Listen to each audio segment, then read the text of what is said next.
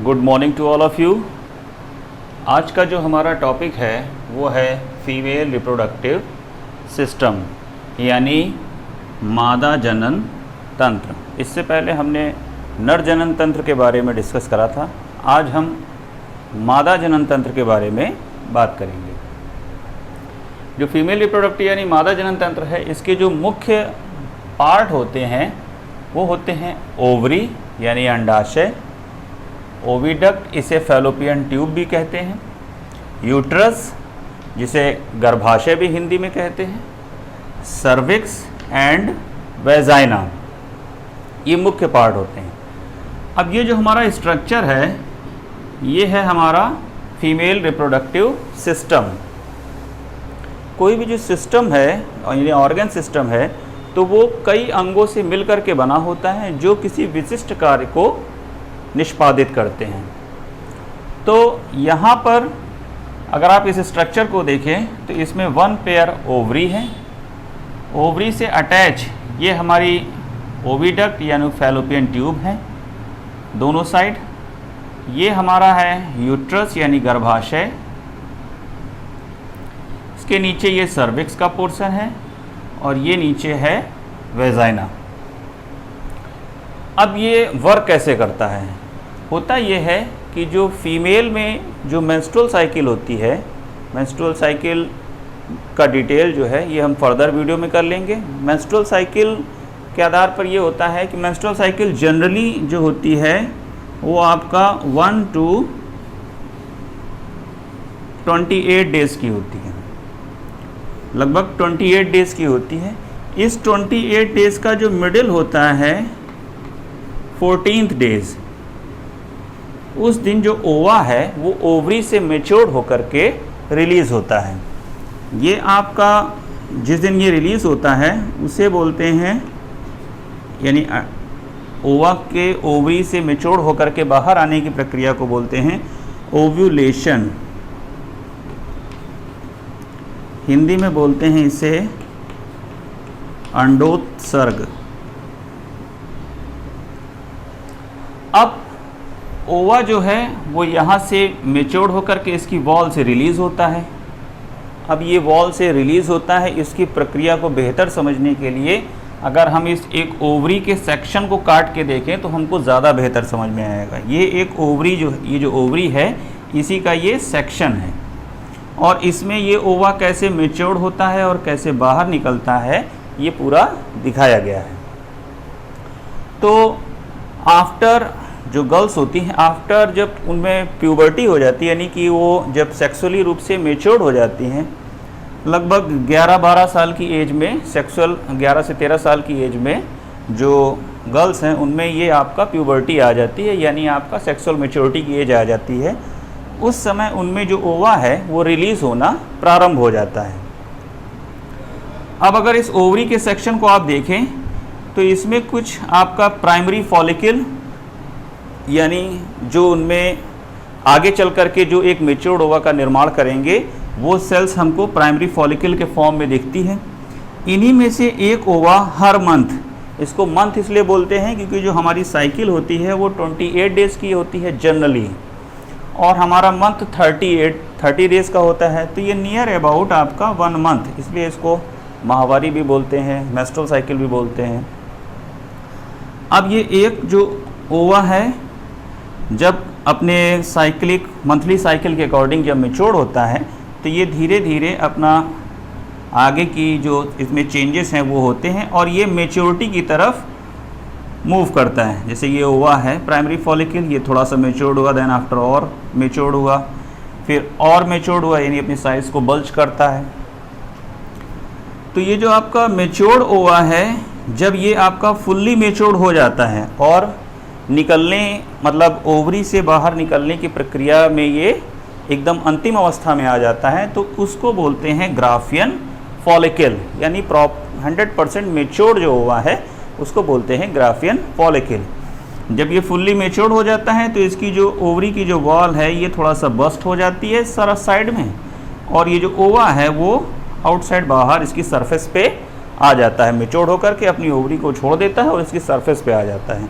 यानी ये ओवा यहाँ से ओवरी से बाहर हो गया, जिसकी हम यहाँ पर बात कर रहे थे कि ओवा इससे ओवरी से बाहर आ गया। अच्छा, यहाँ पर एक कंडीशन और होती है, ये ओवा जब बाहर आ जाता है तो फिर यहाँ से जब बाहर आ गया तो ये जो हमारी ओवरी डक्ट है, ओविडक्ट यानी फैलोपियन ट्यूब, इसमें 3 पार्ट हैं। ये वाला ट्यूब जो है ये इसको बोलते हैं स्थमस, ये जहाँ से टर्न हो रहा है उसको एम्पुला, और नीचे ये जो फिंगर लाइक प्रोजेक्शन आपको दिखाई दे रहा है ये इन्फंडिबुलम कहलाता है, सॉरी फिम्ब्रियई कहलाता है। ये जो फिंगर लाइक है ये फिम्ब्रियई, और ये जहाँ से अटैच होती है फिंगर लाइक वो कहलाता है इन्फंडिबुलम। पूरा जो है आपका ये जो पैसेज है यहाँ से यहाँ तक ये कहलाता है फैलोपियन ट्यूब। अब जब ओवा यहाँ से रिलीज होता है तो ये फिम्ब्रियई द्वारा ये ओवा मान लो रिलीज हुआ, अब ये फिम्ब्रियई इसको कैच कर लेती है। अब जब इसको ये रिसीव कर लेती है तो ये ओवा इसके अंदर आ जाता है और ये धीरे धीरे मूव करके आपका फैलोपियन ट्यूब तक पहुंच जाता है। जब ये ओवा यहाँ से रिलीज हो गया, इसको फिम्ब्रियई द्वारा एक्सेप्ट करा गया और ये ओवा यहाँ पर आपका आ गया।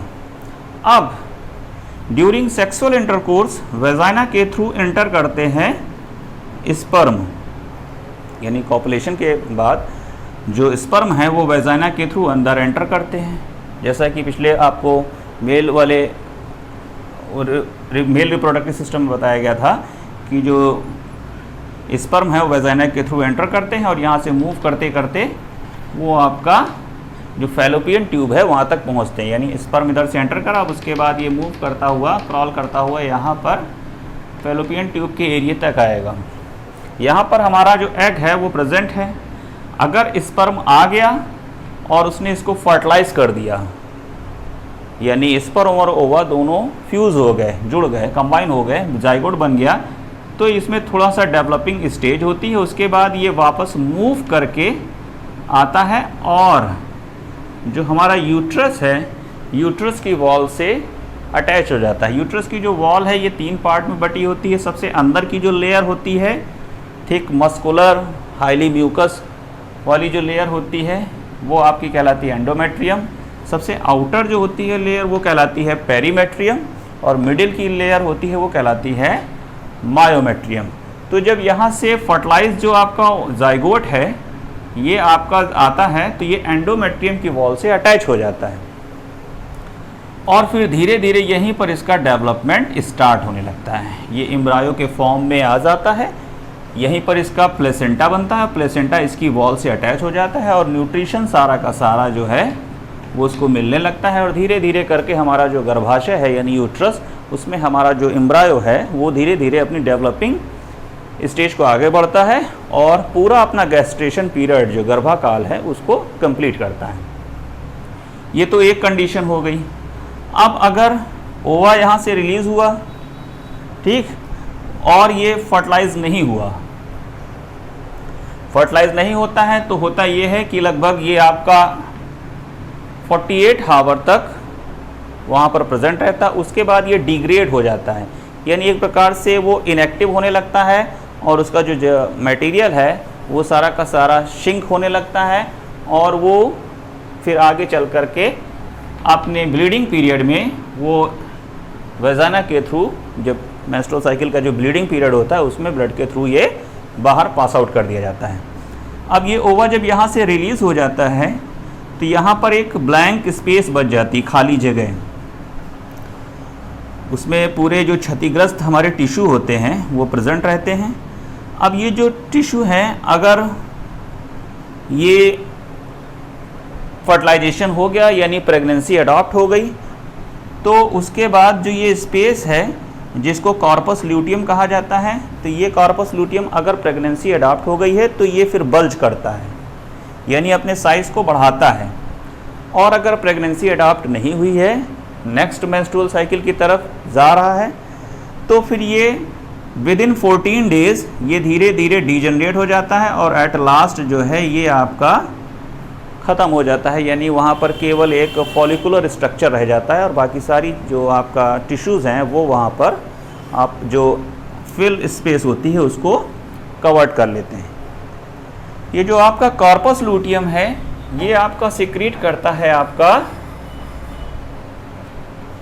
हार्मोन्स, आपका एस्ट्रोजन और प्रोजेस्टेरॉन।